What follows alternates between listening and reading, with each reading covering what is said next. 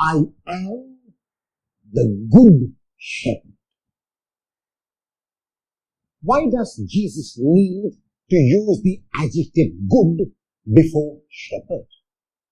Because at the time of Jesus and even in the Old Testament, not all shepherds were good.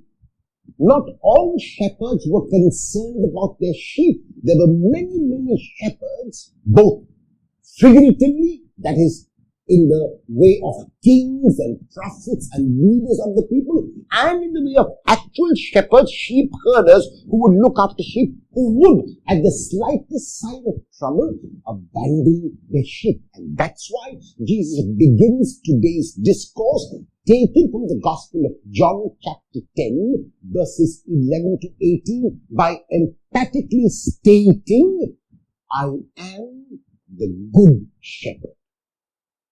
And then Jesus goes on to talk about what exactly he means when he says that he is the good shepherd. And he says three things about himself as the good shepherd. And the first is this, that the good shepherd knows the sheep, and the sheep know him. Now sometimes some of us might not want to be compared with sheep. We are not being compared with sheep, and we need to understand that. Sheep is only a metaphor for a human person. Sheep is only a metaphor for the universe, because as far as Jesus is concerned, he is a shepherd not only of humans, but he is the shepherd of the entire cosmos. And therefore we need not take offense when we are regarded as sheep. And if you do not like the term sheep, you can substitute it with a human person. I am the good, looking after human person, if you like, if you do not like the metaphor of the shepherd. However, as a sheep, someone, Jesus says, he knows every single one of us. In other contexts, he speaks about God's knowledge of us, and God knowing even the hairs on our head are counted. I'm sure God would have a wonderful time to keep track of those who are born, because that will make God's work less. But the point is that again, a point is being made. God knows us intimately. So when Jesus says, I know my own, he is talking about this intimate knowledge. When the scriptures use the word gnosis, knowledge, to know a person, they very rarely use it in the intellectual sense. They use it in the most intimate of senses. And so therefore, Jesus knows every single one of us in the most intimate sense possible, and he also emphatically states that my own know me.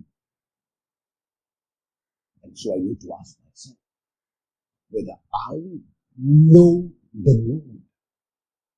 I might know about the Lord. I might know that the Lord was born in Bethlehem. I might know the synoptic gospels, and according to the synoptic gospel that he had a 3-year ministry. I might know that he died in Jerusalem. I might know that he was crucified on the cross. I might know that he was laid in the tomb, but that does not mean all that I know him. One way of finding out whether I know him is when I relate to him. What name do I use for Jesus? Do I use the same names that others are using? Or is there an intimate relationship that I share with him? Sometimes in families, we do not call people by the name that is given to them or by the name that appears in the baptismal or other registers. We use what is known as a nickname to them to express our fondness, to express our intimacy, to express our love. This is what we need to ask ourselves in our relationship with Jesus, because Jesus has a special relationship with each one of us and relates to us as if we were the only person in the world. The second point that Jesus makes is that he, as good shepherd, is willing to lay down his life for a sheep. This discourse is given in chapter 10 of the Gospel of John. In chapter 19 of the Gospel of John, Jesus will show that in the most tangible manner possible when he spreads his arms on the cross.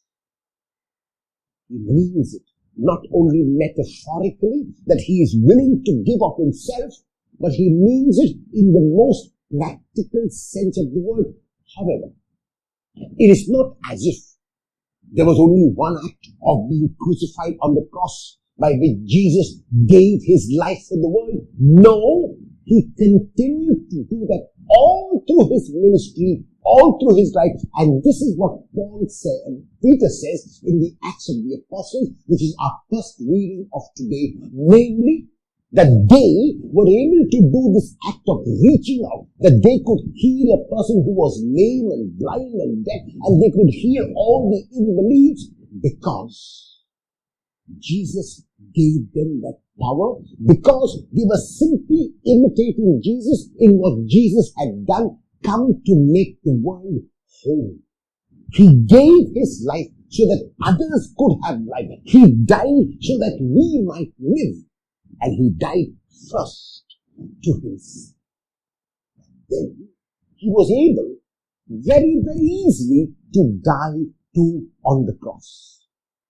If each one of us can ask ourselves whether we have died to ourselves, it is very unlikely that, like Jesus, we are being called to die on the cross. It is very unlikely that we will be crucified like he was. But it is likely that we are being called every single moment to die to ourselves so that others might live. Am I willing to do that? And finally, in the third part of the discourse, he speaks about the attraction which other shepherds will try to bring. But they are the brigands, they are the robbers. And we need to be aware of the other shepherds which are around, who come only to destroy the sheep, who come only to create disunity, who come only to separate the sheep and not to gather. The sheep have to recognize them. In every country in the world, there are human beings, there are governments, there are institutions which respond in this manner, like the brigands, like the bad shepherds, like the thieves and the robbers. They come to create division. They come to create separation. They come to create a dichotomy, and we must not allow them. Every one of us is living in a world that is multicultural, that is made up of many races, that is made up of many religions, that is made up of many ways of being, and each one of us is called by Jesus to be universal in this respect. We cannot be parochial. We cannot be narrow-minded. We cannot be divided in our approach to others, in our approach to life. And we must be aware of those thieves and brigands and robbers who come in the guise of good shepherds, but whose real intention is to separate and to create disharmony. I need to recognize them and to call them up for who they really are. On my part, I will respond to the calling of the good shepherd who calls me, as the first reading tells us, to create unity, who calls me to make people whole. Will I, as a disciple of Jesus, realize that I am called, even in my own position, to make others whole again? And will I dare to do that today?